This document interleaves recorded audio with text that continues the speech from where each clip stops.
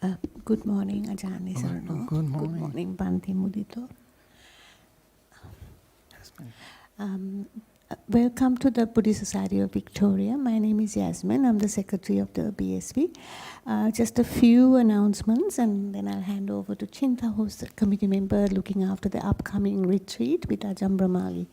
So the first thing is our fundraising dinner, which is on the 14th of March. You can book for tickets online, or there are printed tickets available here. It's $120, and this is mainly to kickstart our second project, which is the meditation hall and the lay people's accommodation. We are nearly finished the monastic, the monks' residence and the Sangha house. So we thought we'll keep the momentum going because the Newbury Buddhist Monastery is very unique as it supports monks, nuns, laymen and laywomen in the same place. So I hope you can join us 14th of March, which is Saturday. The next item of fundraising is we still have a few items we need to raise money for the fitting up of the monks' little huts that are being built now and paving. And there's a list of items, if you wish to contribute, on the notice board outside. So any help would be greatly appreciated. I'll hand you over now to Chinta about Venerable Brahmani's retreat. Good morning, Ajahn Nissarano, and good morning, Bhante Mudito. With regard to the upcoming retreat, which is to be from the 6th of March to the 13th, it's a 7-day retreat, and it's going to be off-site in the sense everyone could come in the morning and go back home in the evening. So it starts from 8 to 8, basically. It's the full-day retreat, and it's a silent retreat. There is an opportunity for you to do the 3-day retreat, which will be 6th, 7th, 8th. Monday it's off, and then continue to the 7th, if anyone wishes to do the 7th day. And we've got only limited spaces available now, and every person interested has to be registered. So please go online and register yourself if you want to join in the retreat. That's all I got to say today. Thank you.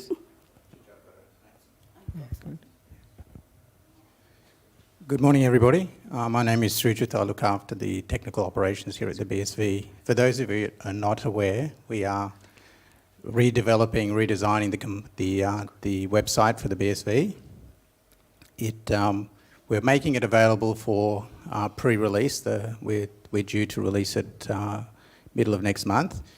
And for those of you who would be interested in being part of a test program for it, to user experience testing, then you're welcome to see me at the end of this session. It was published on the newsletter, but we are looking for some more volunteers to be part of the testing, in particular people who consume the content such as YouTube videos, etc., on different types of devices, and may also be looking at the website on different types of devices rather than a PC. So for those of you who are watching online, I'll put a link at the end of the talk so that you can register for the event, for the test as well. Okay, thank you. All right, that's good. So the first things is the precepts, taking the 3 refuges and the 5 precepts for today. So there we are. Great. Oh, good. And so you two, if you can ask for the precepts. Yeah.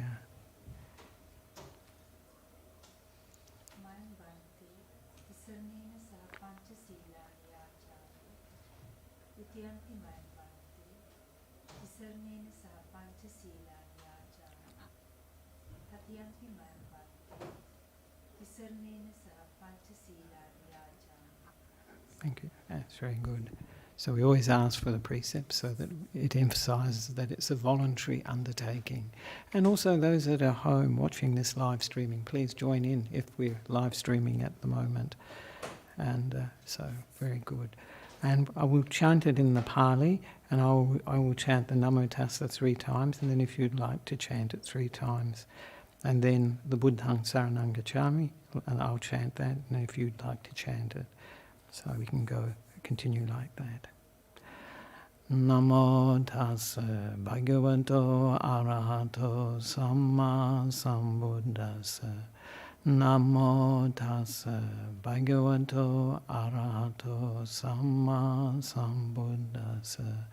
Namo tassa bhagavato arahato samma sambuddhassa.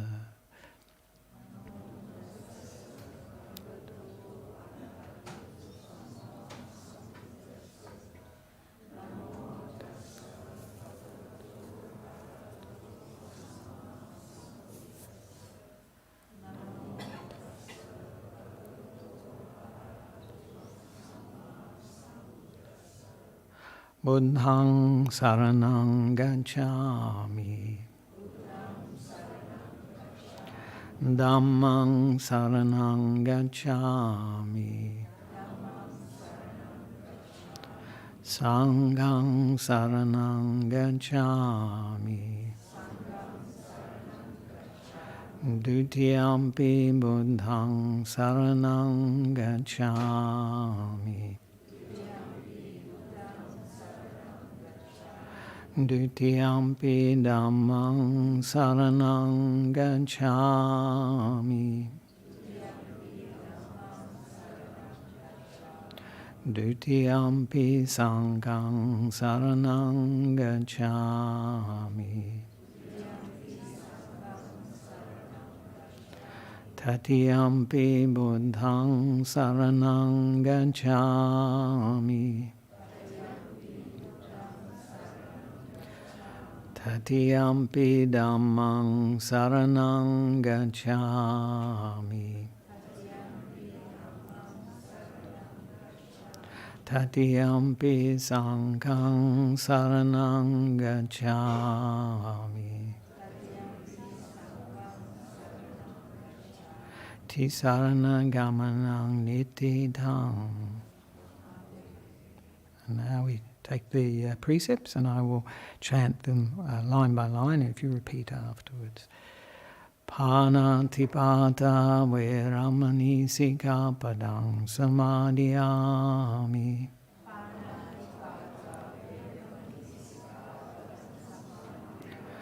Adinadana veramani sikapadang samadhiyami.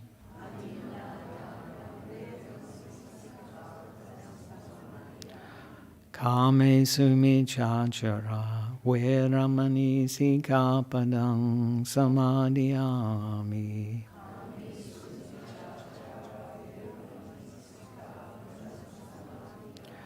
Mushavada veramani sikapadang samadhiyami.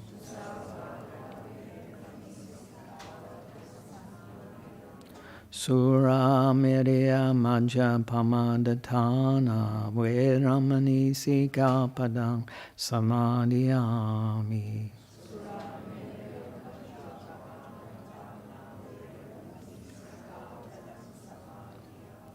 And now we can chant the recollection of the Buddha, Dhamma and the Sangha in the Pali language. So you're welcome to join in. We'll do this together. Iti piso bhagava arahang samma sambuddho vijacharana sampano sugato lokavidu anuttaro purisadhamma sarati sattva deva manusanam buddho bhagavati Swakato Bhagavata Dhammo Sanditiko Akaliko Eipasiko Opanayiko Pachatang Veditavo Vinyuiti Supatipanno Bhagavato Sāvaka Sangho Ujjupatipanno Bhagavato Sāvaka Sangho Nyaya Patipanno Bhagavato Sāvaka Sangho Samichi Patipanno Bhagavato Sāvaka Sangho Yadidam Chattari Purisa Yugani Atta Purisa Pugala Esa Bhagavato Sāvaka Sangho Ahuneyo Pahuneyo Dakineyo Anjali Karaniyo Anuttarang Punya Ketang Lokasati. And now we have the Buddha's words on loving kindness in Pali language. Karanyamata kusalena yang tang santang padang abhisamecha sakko ujucha sujucha suvacho chasamudu anitimani santu sakko chasubarocha appakicho chasalahu Sandindriyo Chanipakocha Appagabo Kulesu Ananugindo Nachakundang Samachare Kinchi Inavinyu Pare Upavadeyung Sukino Vakemino Hontu Sambe Satta Bhavantu Sukhitata Ye Kechipana Bhutati Tasavata Varava Anavasesa Digava Ye Mahantava Majjhima Rasakanukatula Ditta Vayeva Adita Ye Chadure Vasanti Avidure Buddha Va Sambhave Siva Sambe Satta Bhavantu Sukhitata Naparo Parang Nikubeta Nati Manyeta Kata Chinang Kanchi Vyarosana Pakiga Sanya Nanya Manya Sadukamicheya Mata Yatani Yang Puttang Ayusa Eka Putta Manurake Evam Pisambamutesu Manasambhavaye Aparimanang Mettancha Sambalokasmi Manasambhavaye Aparimanang Udang Adoncha Tiriyancha Asampadang Averang Asapatang Titancharang Nisino Sayano Vayavatasa Vigatamido Etang Sating Aditeya Brahmametang Viharang Idamahu Titincha Anupagama Silava Tasanena Sampano Kame Suvineya Gedhang Nahi Jatu Gambaseyang Punaretiti. Sadhu, sadhu, sadhu. So very nice to start with some chanting, the morning talk, and very important because chanting is very, very good because it brings us together and requires sort of working together to promote harmony and unity. So this is part of building a community. It's also good for our practice. And I often, before I start meditating, will do some chanting. So it can be very good for calming the mind down and also reflecting on the Buddha's words and especially the words on loving kindness and the recollections of the Buddha, Dhamma and Sangha, very, very useful. So this morning is a busy morning, as you might have noticed. The Sunday school, the Dhamma school, has started again. So they're all enrolling, and there's lots of activity this morning, which is very nice to see, because it's very important that when we're young, we get access to good values, and this is something that will be of benefit for the whole of their lives, actually. They may not act on it, in their teenage years, maybe even in their 20s, but it will come home to them when they need it. And these are, I say to people, these are the best thing we can give our children. People like inheritances of houses and property and things like that. But the best inheritance is really good values, because that will lead to a happy life. Having all the wealth and having all the property may not lead to a happy life. Sometimes it doesn't. So anyway, so today I will do a chant as usual, and this is sort of like the mystery quiz. What's the subject going to be? But maybe you'll get it. I'll do it in Pali, and then I can read it in English. So there we are. Mata pitu upadanang puta darasa sangaho anakula jagamanta etang mangalam uttamang. First of all, the people recognize that. I think Mahamangala Sutta, yeah, it's a Mangala Sutta. So, and the translation for that is support for one's parents, assistance to one's wife and children or partner and children, and honest, this is Bhikkhu Bodhi's translation, or peaceful occupation.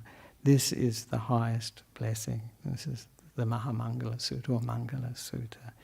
So it's a guess what it could be, today's talk could be about, but it's actually the last section, which is about our occupations, our livelihood. And this is an important part of the Buddha's path, actually, is right livelihood. And I wanted to talk about this because it's part of our ethical conduct, part of the section of the Noble Eightfold Path on ethical conduct.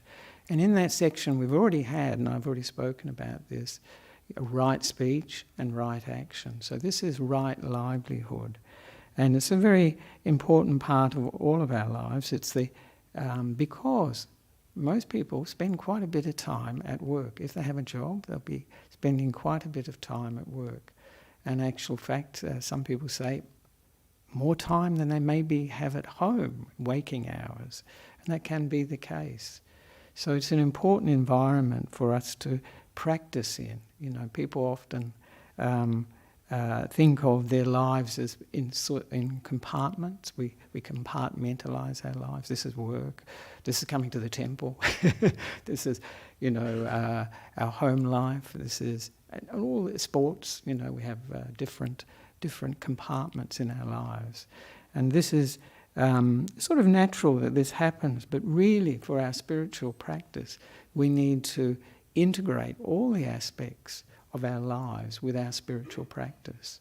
And, very much so that we find that if something is not really in keeping with our spiritual practices, the values we subscribe to, values and guidelines that we think are very useful for our life, then it's good to question whether we should be doing that, whether it be work or some sporting activity or some other activity in our life. Because in a very real way, the Buddha's teaching is, of course, what's it all about? The mind. And the mind we take with us all the time. And even though we compartmentalize, and this is work, and this is home, and this is my social life, and this is all the other parts, sports life, or whatever it is, the mind is the same mind we take with us into all those different aspects of our lives. So our job really is to integrate them so they all come together. So our values, what we believe in, those things that we feel are good in terms of speech and action, and also in terms of how we use our mind, that they inform how we live our life, whether it be at work or at home. And so, as I often say, you hear this many times from me, it's a 24/7 practice. So that means 24 hours, 7 days a week, because we have our minds with us all the time. And it's not just when we come to the temple. People are usually very well behaved at temples, often. But this may not be the case when they go to work or they go home. So this is our job, is to integrate all those parts of our lives and those values that are really important for us to live by, because they are the things that will support us and help us grow and develop the path, the Noble Eightfold Path. And this right livelihood, as I mentioned, that's the fifth aspect of the Noble Eightfold Path. So when we see that, naturally we think, wow, this must be really important, because why would the Buddha mention it? Out of 8 factors, we have right view, we have right intention, and we have right speech, right action, right livelihood, right effort, right mindfulness, and right samadhi. So it's important, a very important part of our lives and our practice. But just on a lighter note, I was going to mention Oscar Wilde's famous quote. You probably all know this one. I love work. I could watch it for hours. I don't know if people think that. It's quite a good quote, isn't it? Just on a lighter note too, I was going to mention Nasrudin, because I always quite often mention Nasrudin stories. In fact, if I don't mention, people say, how come there was no Nasrudin story? But many of these stories you've heard before. One day, a man saw Nasrudin, and Nasrudin had a lot of stubble. Hope I haven't got too much. And this man said, how often do you shave? How often do you shave? And Nasrudin said to him, 20 or 30 times a day. And the man said to him, you must be a freak. And he said, no, I'm a barber.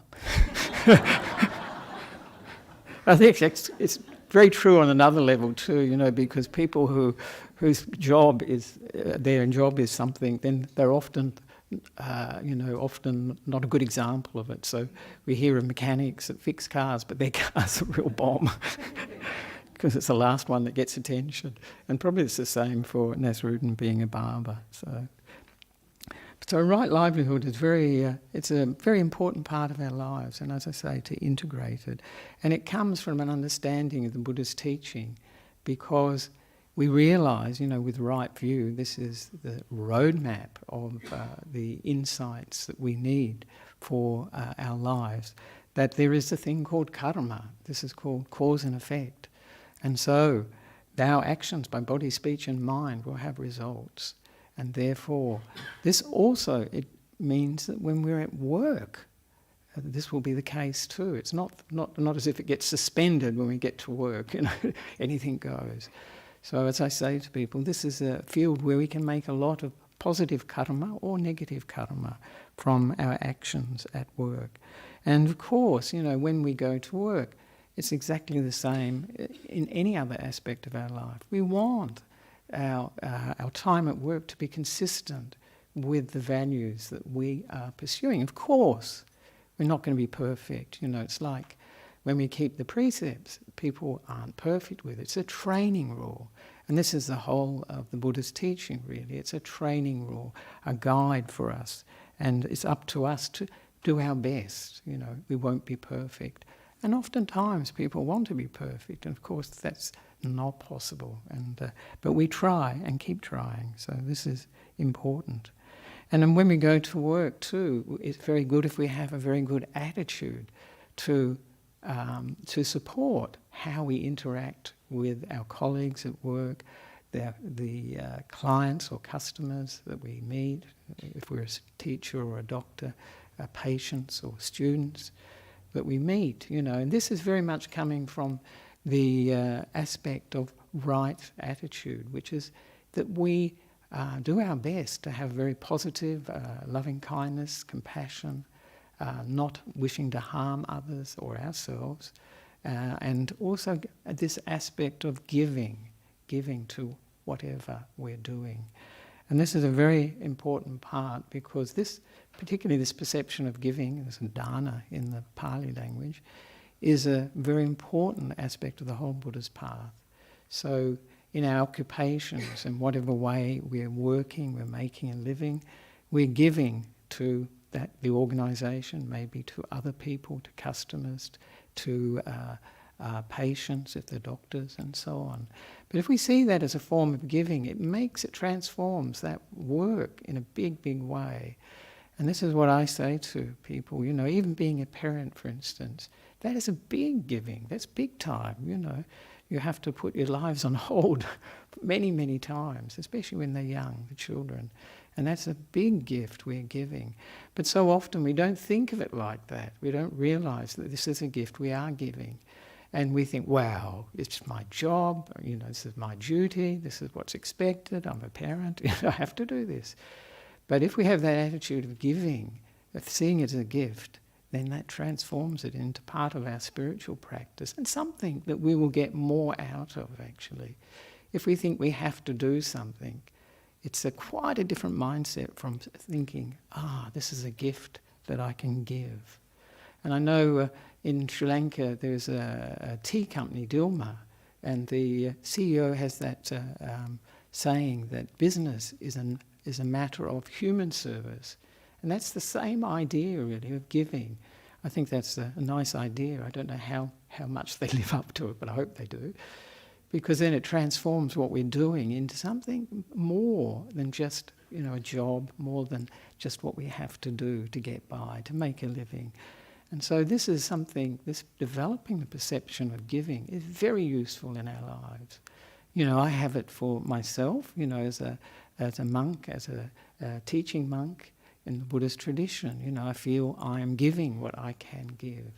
And of course, the Buddha, I say the Buddha is the biggest giver because he gave the teachings. He discovered them and then he made them known to us. And this is probably the highest. The Buddha said it's the highest gift. So when we think of our lives in terms of, and our work in terms of being a gift, now that transforms it, I think. I think many people might think, wow, I don't know, if thinking of their work in terms of being a gift was probably quite a different way of looking at it. But it's a useful way of looking at it and something that will bring happiness, because giving is a condition for happiness, actually, as it is also for success. So I think everybody's had the experience when you go to a shop or somewhere, even when you go to a doctor or anywhere, and the person you interact with is really friendly, really helpful, not pushy, not trying to sell you something you don't want, trying to be of help, give you all the choices that you need. And when you meet somebody like that, you really feel encouraged to, maybe shop there. You feel like this is something that you value and very helpful. And so bringing this quality of giving to our work can have that aspect that it really builds connections between people. And this is important for success. And of course, the other aspects of the Noble Eightfold Path, and nearly all the Noble Eightfold Path comes into play, actually, when we're at work, when we're anywhere, really. And the other one is very important one at work and in our lives is right speech. And this is something that I spoke about before, and I'll go into a little bit more detail because right speech is a big area for us. It's where most of the problems come from, I think. I don't think anybody would disagree with that one. It starts with wrong speech, and then it can become wrong action too.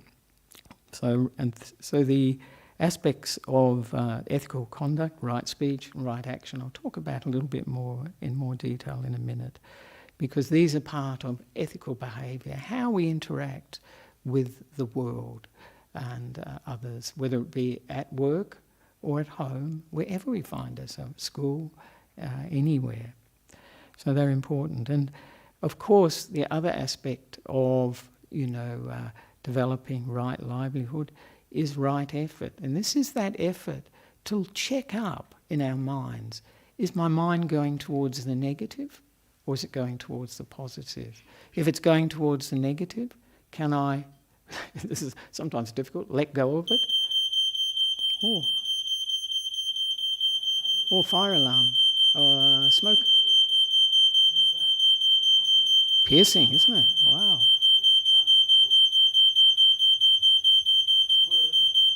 It's not that, is it?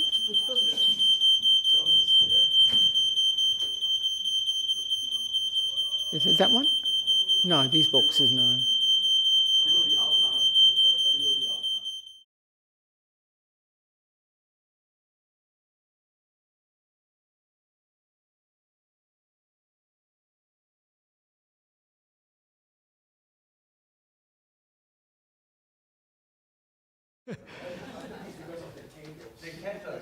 Was it the candles? Oh. No, it seems a bit sensitive. Anyway, that was quite a crescendo. So as I mentioned, right effort. Yeah, that was right effort. is recognising what state our mind is in, and if it is in a negative state, somebody's just said something or done something at work or wherever, then, and we see that there's a negative state of mind, to let go of that as much as possible, not to carry it on, not to react from that negative state of mind. But more importantly is to develop these positive states of mind and maintain them. Because when we do that, then the negative states of mind don't get so much opportunity to come up. If we've got loving kindness in the mind, even if somebody says something really awful, we can let go of it a lot easier. So this is how we can prepare our minds, actually, is through right effort. And of course, the other thing we need to bring to our jobs, our occupations, our work, is this right mindfulness. So this mindfulness of what's going on. And that's part of checking on the mind, the right effort, knowing what's happening in the mind, whether it's positive or negative. It's also knowing what's happening around us, what I'm doing, and how am I interacting with others, that sort of awareness. So in general, our livelihood, when we're at work, it should be something, our job should be something that doesn't harm ourselves or others. And this is the essence of ethical behaviour, really, is harmlessness, ahimsika. And it's something we can aim for. And I'll just mention how the Buddha described the right effort, because it's always good to go to the teachings of the Buddha to check up what he said. And he said, what is right livelihood? There is the case where a disciple of the Noble Ones, having abandoned dishonest or wrong livelihood, keeps his life going with right livelihood. This is called right livelihood. So that's just giving up the wrong livelihood. But what's wrong livelihood? We'll find in a minute. And how is right view, this is how the other factors relate to right livelihood. How is right view the forerunner?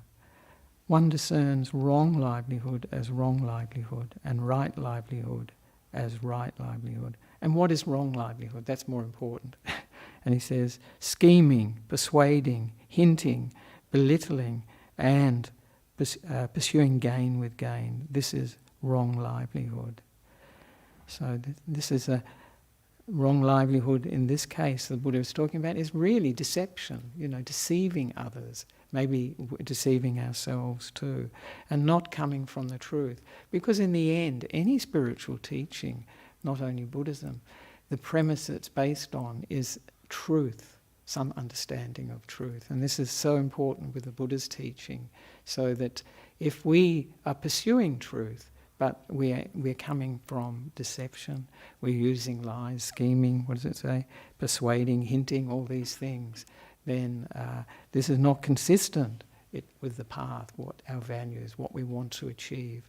Because if we want to find the truth, we have to use the means we find it have to be consistent with that effort, that goal of finding the truth.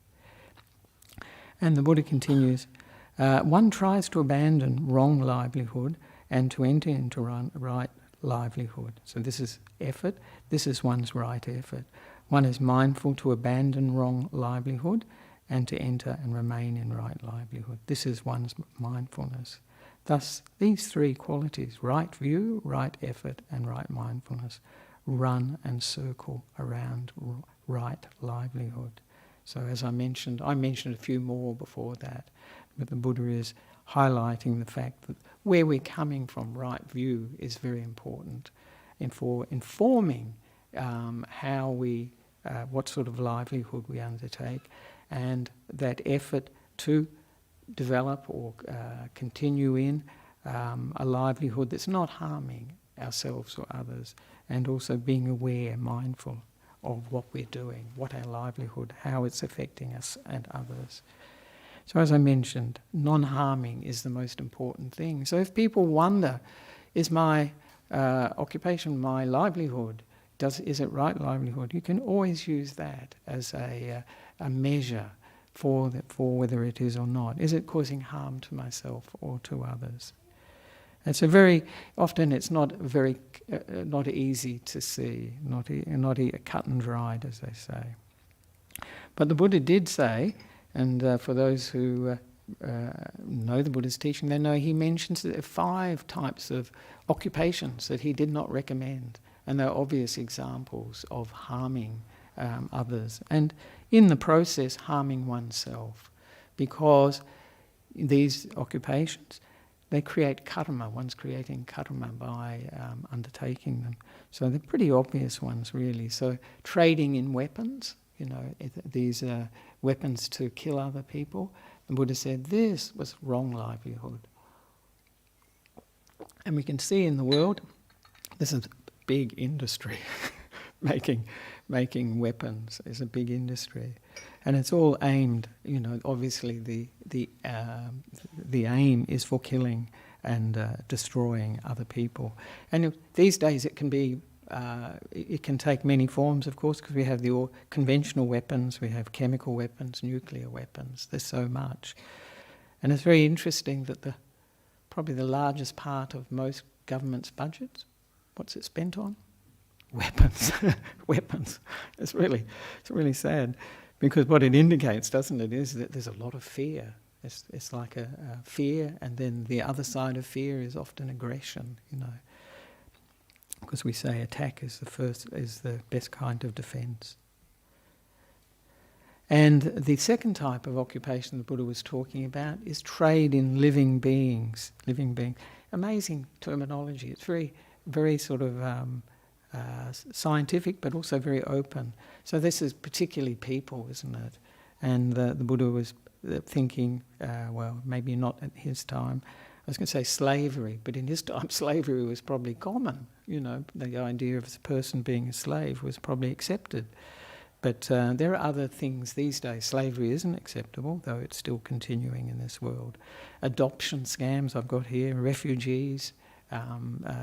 We have these people trafficking with refugees, and every so often a large number of them die either in trucks or in boats and this sort of thing.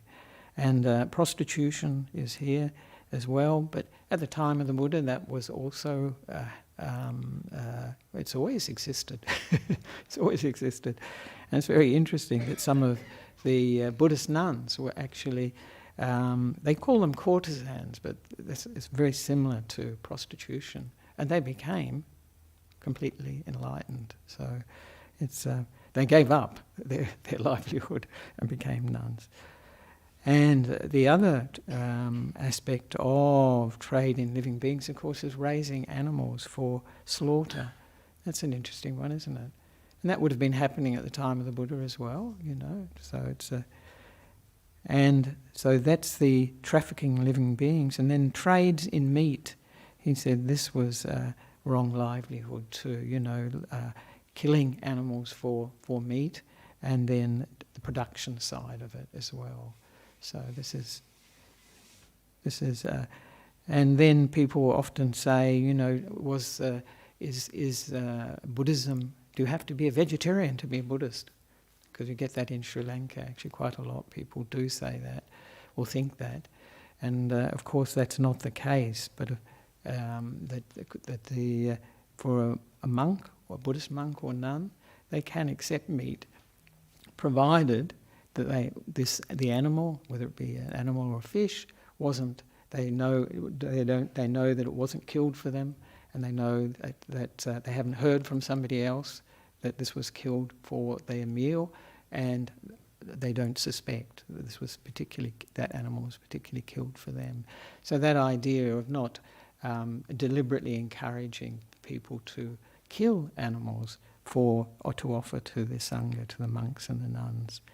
So it's very, and it's very obvious that, you know, loving kindness and the precept on not killing living beings comes into play here, very much so.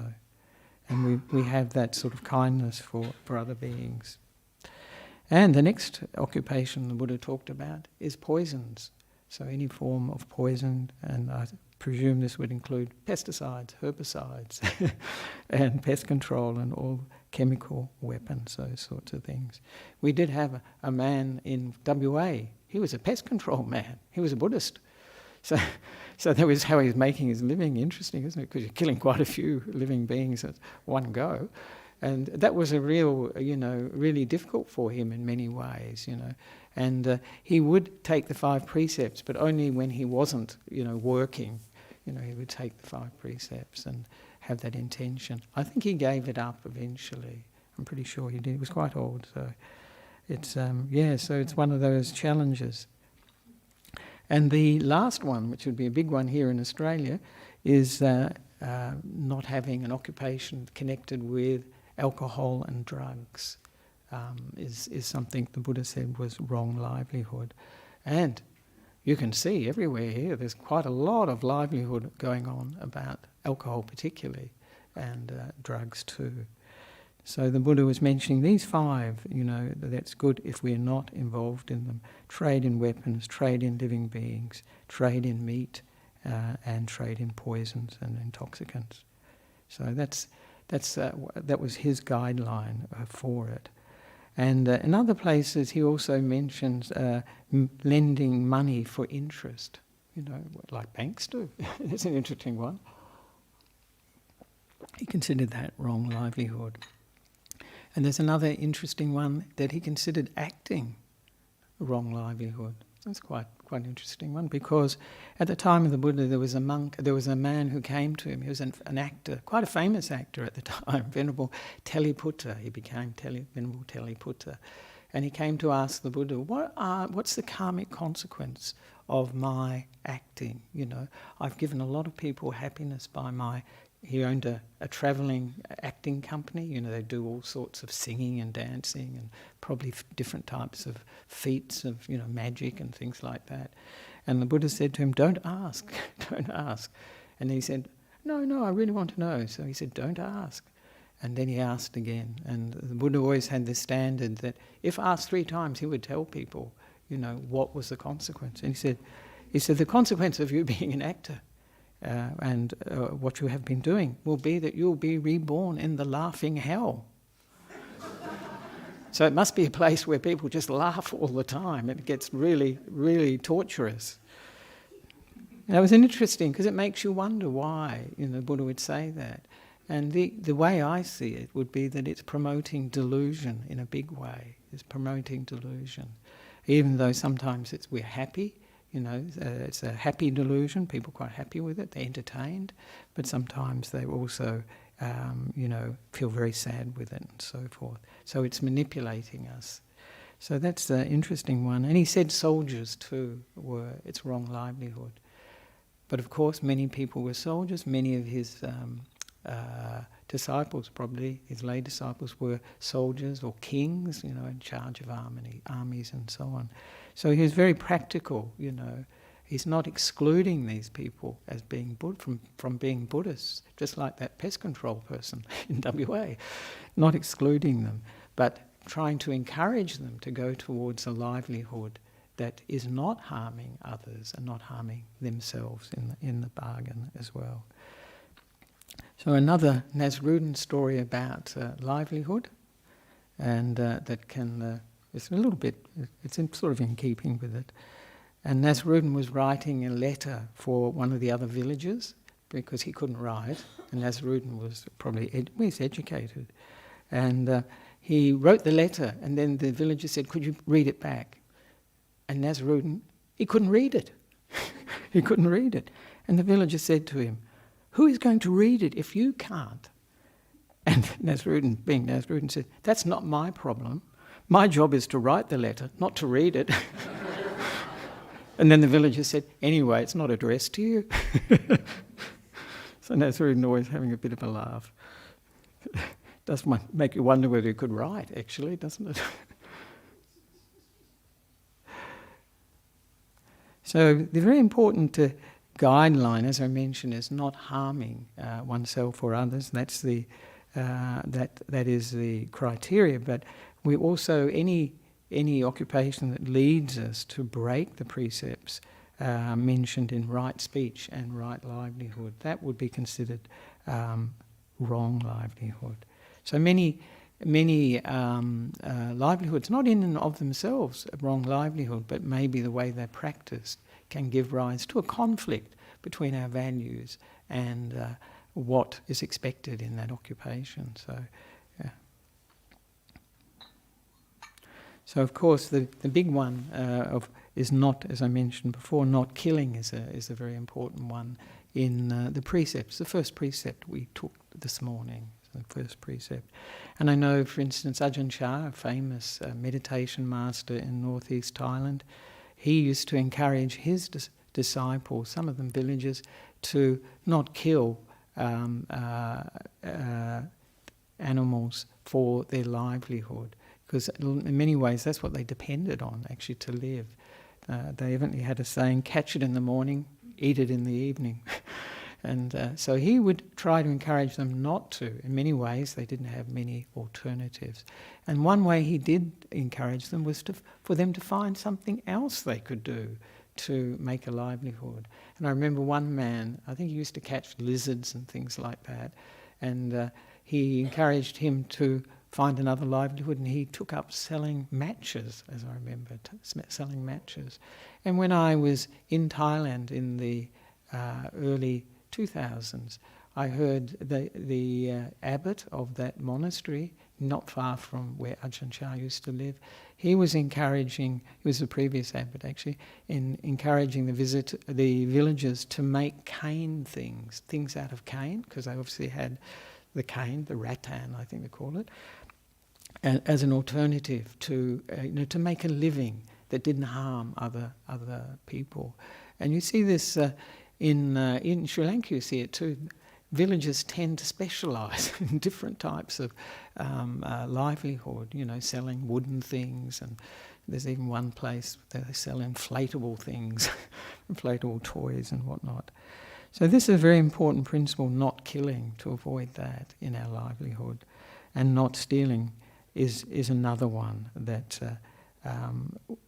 is breaking the precepts if we are stealing. Now, stealing can be either, we can think of it, can't we, in terms of stealing from our employer, if we're an employee, or stealing from our clients, or even stealing from the government, that sort of thing. Because we hear of these, recently we've heard about these tax scams with these bogus directors of companies. I think the companies are real, but the directors are just people who'd been taken advantage of. So anything that really is in conflict with, is a form of stealing, is in conflict, of course, with the precept. And we should be looking to avoid that, or to change the situation if possible. And the third one of the precepts that is part of right action is not to avoid sexual misconduct.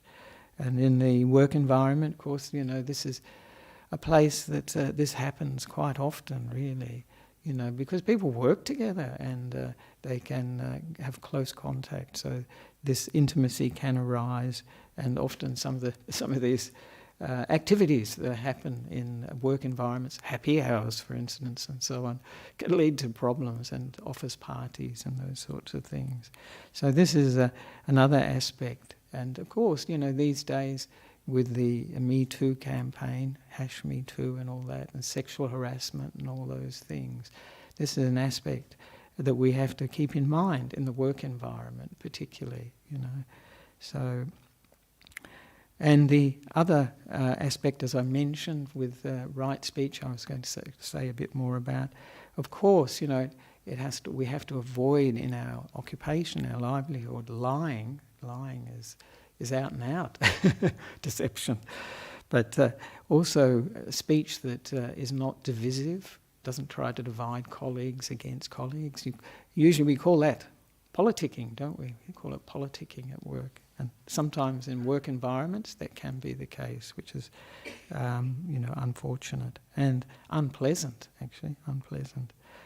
And the other type of wrong speech we can avoid is harsh speech, and this is very important. So this is like insulting or abusive speech, you know. And hopefully at work we don't encounter that, where people are being aggressive and dominating in their speech. But particularly, we shouldn't be like that. If we're a Buddhist, we try and avoid that. So that's good. And the other type of speech the Buddha discouraged was gossip.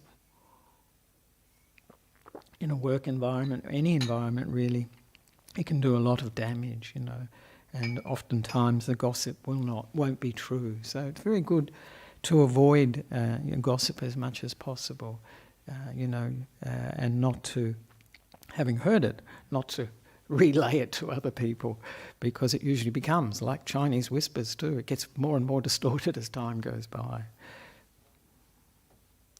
And so I think many of you would probably think, like I was thinking, well, what occupations would have to watch out for right speech? What occupations? I think Helen will know. It's journalists, journalists, advertising, all these sorts of things, isn't it? You know, where the ethics are really important. You know, whether what they're writing, what they're presenting in interviews, or not so much in interviews, but in documentaries, that sort of thing, is actual fact, correct, true, correct, and not distorting or deceiving the people who are watching or listening to it. So those precepts, the right speech and the right action, they're important for how we, you know, choose our occupation, or if we are in an occupation that has aspects of breaking these precepts, to do what we can to reduce that, or if we think it's not possible, then, you know, make decisions about changing. So there are also some important things too that about our livelihood that, and these follow on in a sense from the precepts, don't they? That it should be earned ethically. You know, it should be ethically earned. So it's not, has to be legal and not illegal, you know, from crime or anything like that. From drugs, money laundering, whatever it is, various schemes. And one of the areas that people bring up these days is ethical investment, isn't it?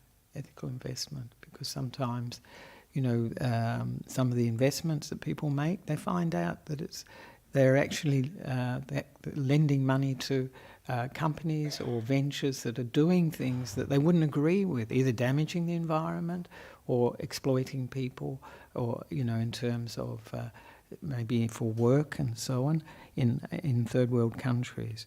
So it has to be something that is that's ethical, and we do our best, because oftentimes we don't know, do we? We don't know if, you know, how they're using the investment portfolio, as they call it, how they're using it. But if we can check up, and that's quite a good thing to do. And this brings me to another story of Nissarano. This is a really bumper Nissarano session. But Nissarano, he every day he was trading, and he had his donkey, and he was going across the border every day with his donkey, and the customs officials were absolutely certain that he was smuggling. He was smuggling something. And they would check everything that he had on the donkey and go through it. They thought, must be, what is he smuggling? And every day he would go, they couldn't find anything that, was considered to be breaking the law, that he was smuggling. And many years later, one of these customs men met Nasrudin in another country, and Nasrudin had done quite well from his smuggling. And he said, the customs man said to Nasrudin, we know you were smuggling, we're absolutely sure you were smuggling, but what were you smuggling? We could never find out. And he said, donkeys. It's great, isn't it? It's really good. That's the last thing they thought of, the donkeys. It was the only thing that was a common thing. They knew he was doing it, though. He was probably doing quite well. And so also it's very important, as they mentioned in the quotation from the Mangala Sutta, that it's a peaceful, we're getting our livelihood peacefully, not by means of, forcing people or violence. That goes without saying in a way. And that we're acting honestly, not deceiving others, as the Mahamangala Sutta said, an honest or a peaceful occupation. And so these are all aspects that we can take into consideration and for the livelihood we lead. And maybe of interest to you to know for monks and nuns, for instance, for us, running errands and messages, that's supposed to be wrong livelihood. Buying and selling, because monks and nuns, Buddhist monks and nuns, don't use money, so this is wrong for us to do. And many people will know that in many Buddhist countries, monks and nuns are using money. That's quite common. And cheating with false weights and measures. Astrology, this is another one. In Buddhist countries, who are the best astrologers? The monks. Usually the monks. It's quite interesting. What would the Buddha say about that? Wow. He probably wouldn't have been surprised, actually. Matchmaking and acting as doctors, these are other aspects too of that's not appropriate for a monk or a nun. And some of these things, you can see that they maybe have some application, especially false weights and cheating. I mean, that's not good for anyone, is it? A businessman or a businesswoman, anybody to do those sorts of things. They certainly, the customers won't come back if they find out. And so these things are important for monks and nuns. We're also, another aspect of what the Buddha recommended for monks and nuns is, and this is the same for all of us really, not to use trickery, misleading others. And the example the Buddha gave was that, perhaps suggesting that we have deep meditation, these dhyanas or something, and we don't. Of course, that sort of trickery can also lead to the monk or nun who says that being sort of expelled from being a Buddhist monk or nun, because that would be breaking one of the big rules, actually. And the Buddha mentioned, pleasing talk and ingratiating talk to the donors too. He said, with a view to get something. This is scheming, really, isn't it? Really, in hinting or insinuating, or harassing donors. Interesting. So these are all things that monks and nuns, Buddhist monks and nuns, shouldn't pursue. But more importantly, I think, the way we perform our duties, our work, our livelihood, that is something that is part of right livelihood too. And this is something that is worth reflecting on, because, of course, the way we, perform whatever we have to do at work should be coming from the values that we believe in, coming from the precepts and coming from honesty and non-deceptiveness, non-harming. So, for instance, for our duties, the workers, and presumably the bosses too, should fulfill their duties by not idling away their time and claiming extra work, claiming they've worked longer, or pocketing the company's goods. And I think that's pretty obvious, isn't it, really? Because that is deceit, that's lying in one form or another. So, especially pocketing the goods, you know. And sometimes people will say, well, everybody does it. And that, of course, is not necessarily the justification for doing anything, actually. Not so. And of course, you know, the other aspect of right livelihood at work, the way we conduct ourselves, is to treat each other with respect. You know, treat each other with respect and consideration, with our colleagues, with our employer, if we are an employer, with employees and customers as well. So this is an important aspect to bring to our working environment, because we often say, you know, if you give respect, you'll receive respect too. So this is an important thing. And it's just being considerate of other people's feelings and their abilities and so on. So this is also treating people with kindness and compassion, so coming from that right attitude that I mentioned beforehand. And also the one of the aspects for an employee is to give work that is appropriate, to give work that's appropriate for the employees, within the scope of their abilities and their experience and knowledge, and to pay them adequately. So this is all aspects of right livelihood at work. And of course, I've got another Nissarano story. Maybe I'll finish with that. That's enough.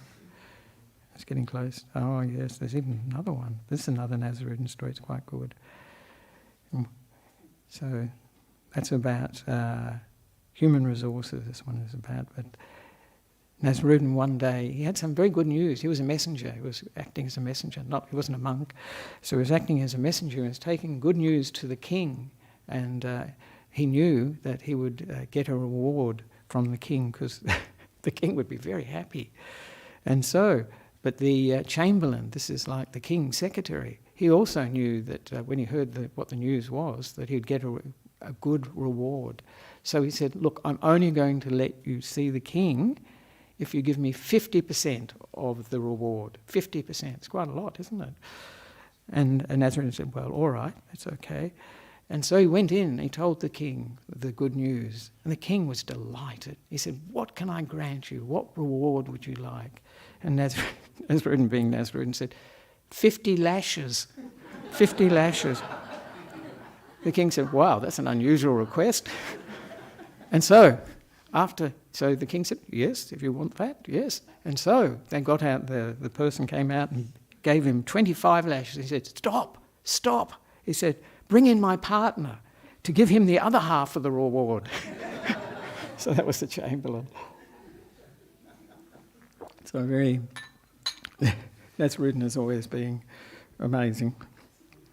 So I'd just like to finish with, to emphasise that our livelihood, right livelihood, is important, and how we perform our duties, how we are at work is important, and to encourage everyone to integrate, those values that we hold as Buddhists, or good values, any religion, good values, in our work environment as well. Not to let go of them, and to see any discrepancies or that we have, or we feel discomfort that we feel with the work environment, to work on it, to either improve it, or if we find that we are in a very difficult work situation and we feel we cannot, continue to work in that environment, then if it's a toxic sort of environment, and you hear about these difficult work environments, and people do experience them, so then to make a decision or think about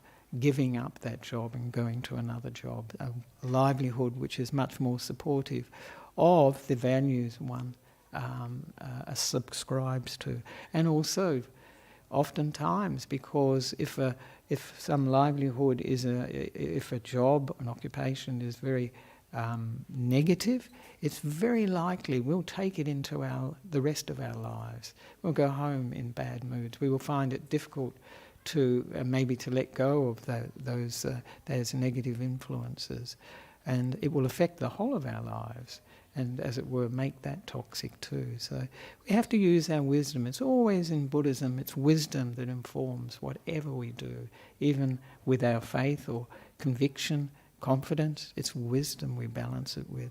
With our giving, it's always wisdom that we balance it with. We give wisely.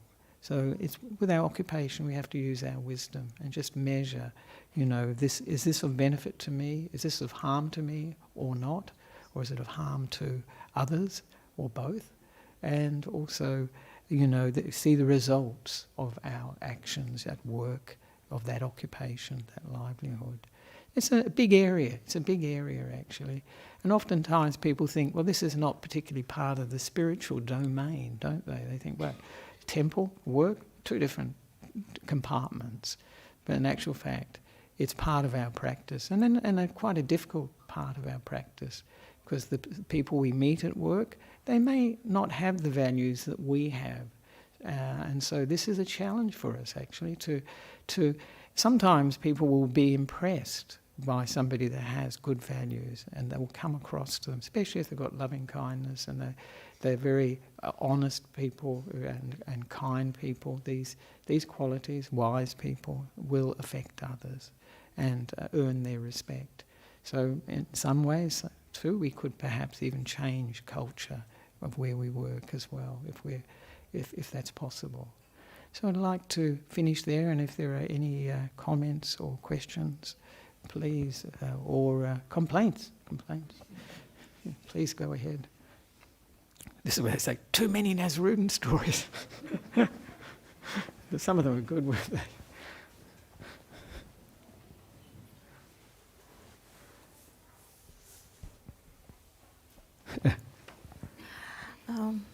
Thank you, Venerable Ajahn, for such a inspiring and beautiful talk. I would just like to share an anecdote, because you were mentioning about monks being astrologers. Somebody was wanting to know his future from Ajahn Chah, because obviously everybody knew that he's a great Thai master and he would be able to read into the future. And this guy had been contributing quite a bit to the charity and fundraising and stuff. So, and he keeps on going again and again. And finally, Ajahn Chah relents and says, okay, I'll see your future. And this guy is delighted. Finally, the great meditation master is going to tell him his future. So Ajahn Chah takes his own time reading his hand. And, and after that, he says, with a pause, your future, and man is looking at his face, all excited. Oh, yes, your future is uncertain. So I really like that one. The other thing is, I just wanted to ask you a question. That's good. What are your views on killing insects and birds and when they're involved in spreading disease, epidemics, pandemics, as a doctor, I was involved in, killing rats when there was a widespread plague in Delhi long back when I was an intern. So on and so forth. There are insecticide sprays all over because malaria was a big epidemic and taking lives. Yes. So what are your views on that? I think it has to be with wisdom that we look at what we're doing.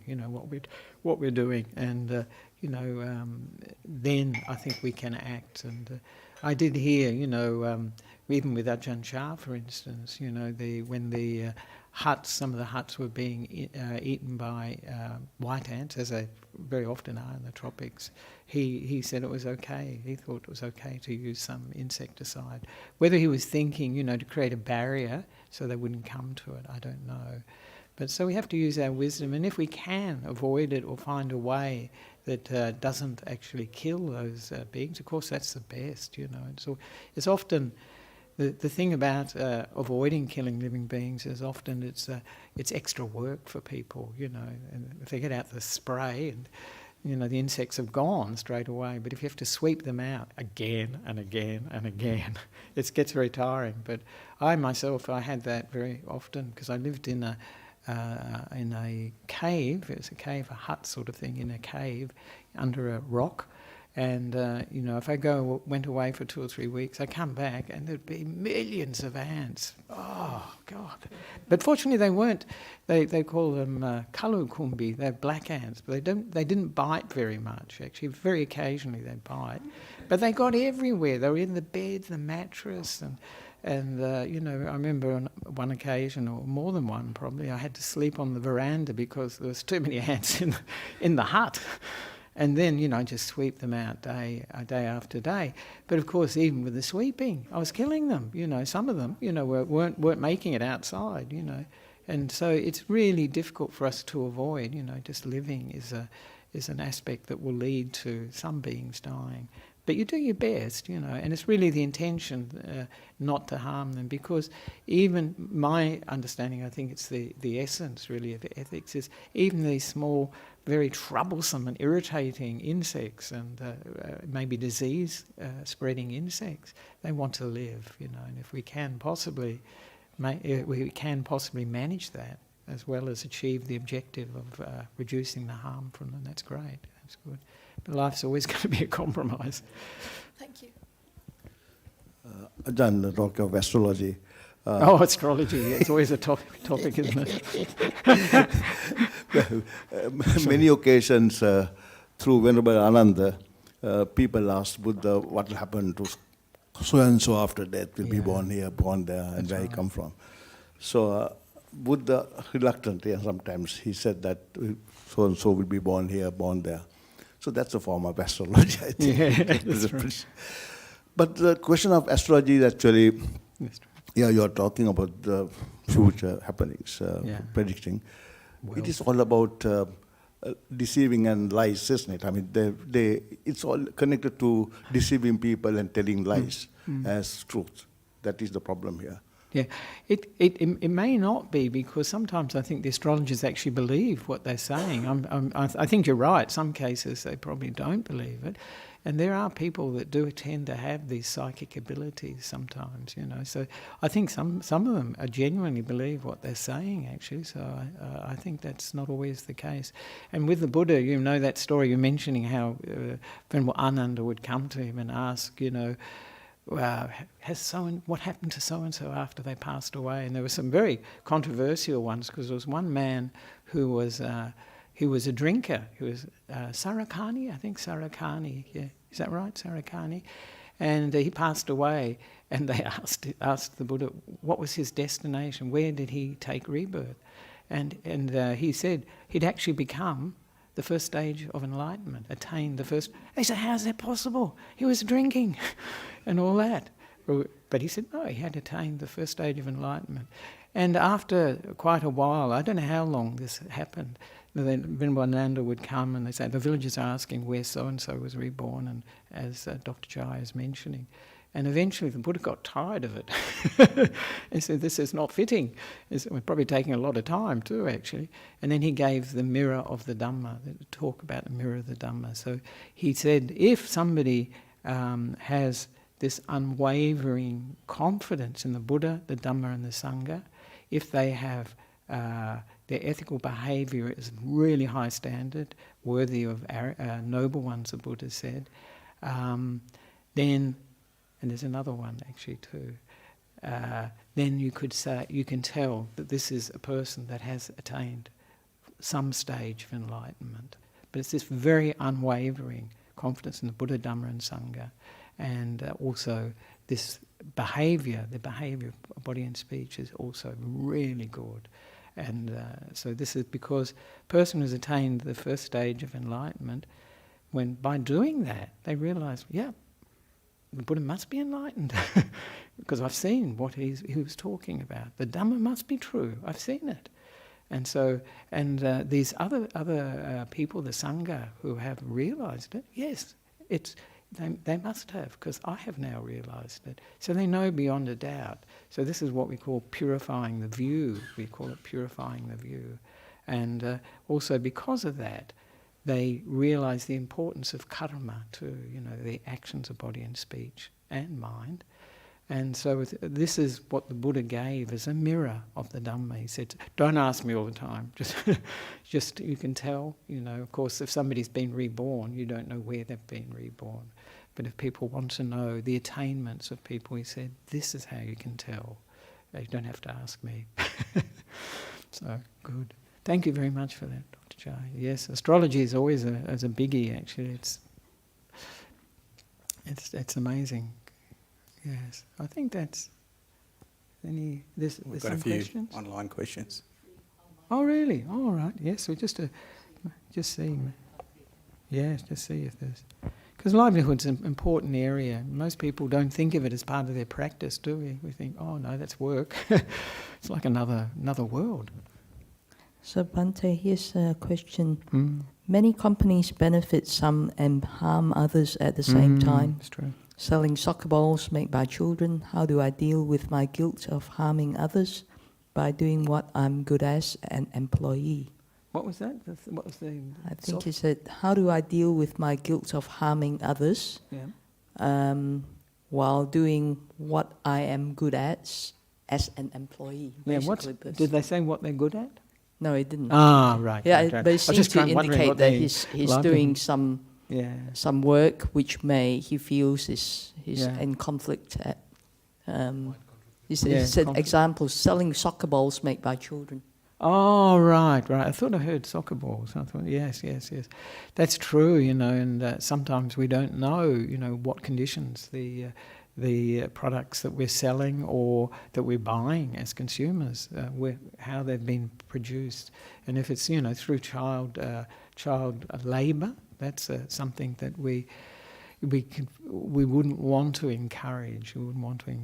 So, in those cases, you do your best, and you also, it's not an easy situation because, even though you say, well, child labour is obviously not something to be encouraged, but maybe they don't have anything to eat, So I think in those cases you try to steer towards a more ethical choice. Obviously, often the reason that something will be cheaper is because it's been produced by exploiting somebody else, which is awful, isn't it, really? So I think, if we're going to act ethically and we're aware of it, I think we can look into it, and then we try and find another supplier if possible. Or, and you can't do it in, it's not probably within most people's area of influence to somehow help the children that are being exploited, help that situation to be avoided, but that's often beyond our scope. Yeah, thank you for that. Yes, it's a difficult life. There